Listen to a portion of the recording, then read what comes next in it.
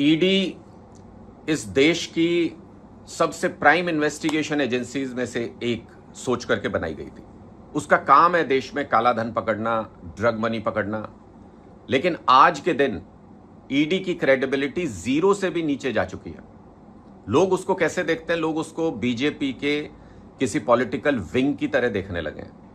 जैसे भारतीय जनता पार्टी को कहीं हल्ला हंगामा करवाना होता है तो वो युवा मोर्चा के लोगों को भेज देते हैं, बजरंग दल के लोगों को भेज देंगे वहां पे हल्ला हंगामा करने के लिए।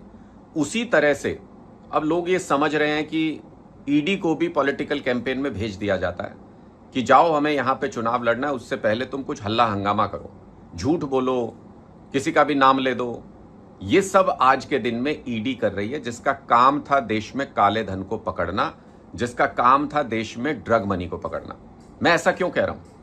आप सबको पता है कि कल मोहाली में ईडी की रेड हुई, कुछ बिल्डर्स के ऊपर, कुछ रियल एस्टेट डेवलपर्स के ऊपर, और अपना काम करने की बजाय उसमें क्या काला धन मिला इनको नहीं मिला वो बताने की बजाय शाम को ईडी की प्रेस रिलीज आती है और बिना किसी सबूत के, बिना किसी लिंक के, इनमें से किसी कंपनी में कोई शेयर नहीं, इनमें से किसी कंपनी में कोई साझा नहीं, किसी के साथ कोई व्यापारिक संबंध नहीं, कुछ भी होने के बावजूद ईडी अपनी प्रेस रिलीज में लिख देती है कि इनमें से एक व्यक्ति के नजदीकी संबंध है आम आदमी पार्टी के पंजाब के अध्यक्ष के साथ, अमन अरोड़ा जी के साथ। किस बेसिस पे कहा भाई?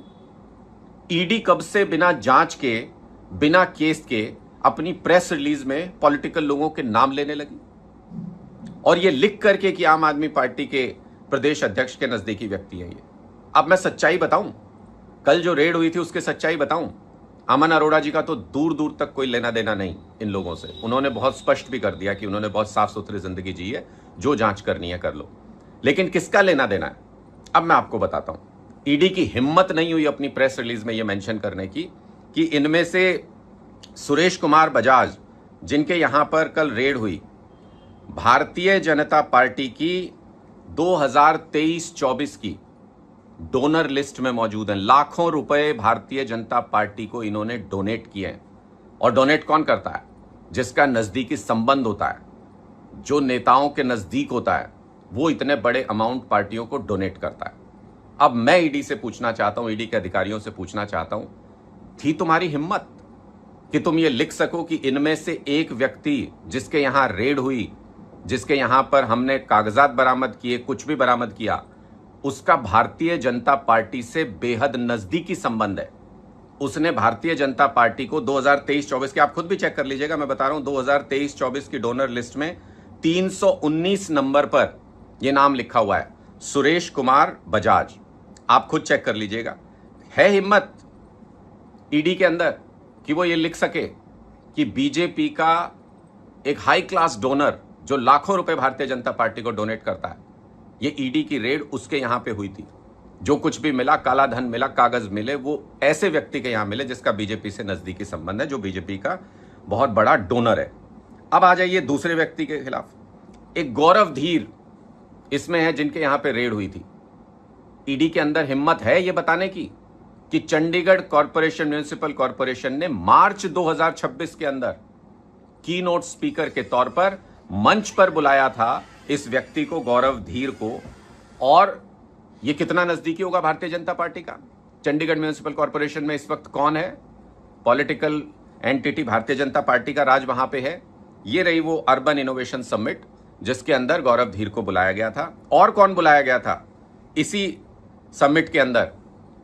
पंजाब के गवर्नर गुलाब चंद कटारिया जी। इसके साथ स्टेज शेयर की गौरव धीर ने। मैं ईडी को चुनौती देता हूं, है उनके अंदर हिम्मत प्रेस रिलीज जारी करके और ये कहें कि गुलाब चंद कटारिया जी से नजदीकी संबंध है गौरव धीर के, जिसके ऊपर कल ईडी की रेड हुई थी? हिम्मत नहीं है। क्यों? क्योंकि ईडी भारतीय जनता पार्टी की एक पॉलिटिकल विंग बन चुकी है। क्योंकि ईडी, बजरंग दल, बीजेपी युवा मोर्चा, इनमें कोई खास अंतर नहीं है। सिर्फ सरकारी जामा, सरकारी मुखौटा पहन करके ईडी अपना काम करती है। काम वही कर रही है जो भारतीय जनता पार्टी बजरंग दल से कराती है, जो भारतीय जनता पार्टी बीजेपी युवा मोर्चा से कराती है, वही काम ईडी भी कर रही है।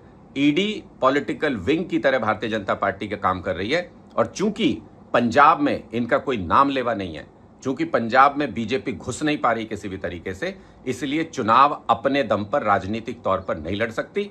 हो हल्ला करने के लिए ईडी को पंजाब में भेजा जा रहा है और हमारे नेताओं का बिना किसी सिर पैर के, बिना किसी लिंक के, वो प्रेस रिलीज में बताते ना कि कितना अमन अरोड़ा जी का इन कंपनी में शेयर है जहां पे तुमने रेड की है, या कितना काला धन अमन अरोड़ा जी के किसी उसके आप जगह से आपको बरामद हुआ। लेकिन ना, लिख दिया बस ऐसे ही एबीसी फला व्यक्ति से, फला व्यक्ति के नजदीकी संबंध है, नाम लिखना था क्योंकि प्रेस रिलीज के अंदर।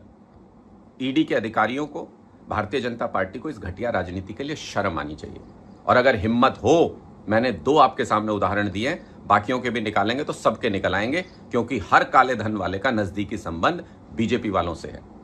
इसलिए अगर हिम्मत हो तो एक प्रेस रिलीज जारी करके ईडी ये बताए कि 2 लोग जिनके ऊपर कल रेड हुई, उनके गुलाब चंद कटारिया जी के साथ एक व्यक्ति गौरव धीर उसमें से स्टेज शेयर कर रहा था और दूसरा व्यक्ति सुरेश कुमार बजाज, वो डोनर है भारतीय जनता पार्टी का, लाखों रुपए डोनेट करता है भारतीय जनता पार्टी को। अगर हिम्मत है तो ईडी ये बात बताए।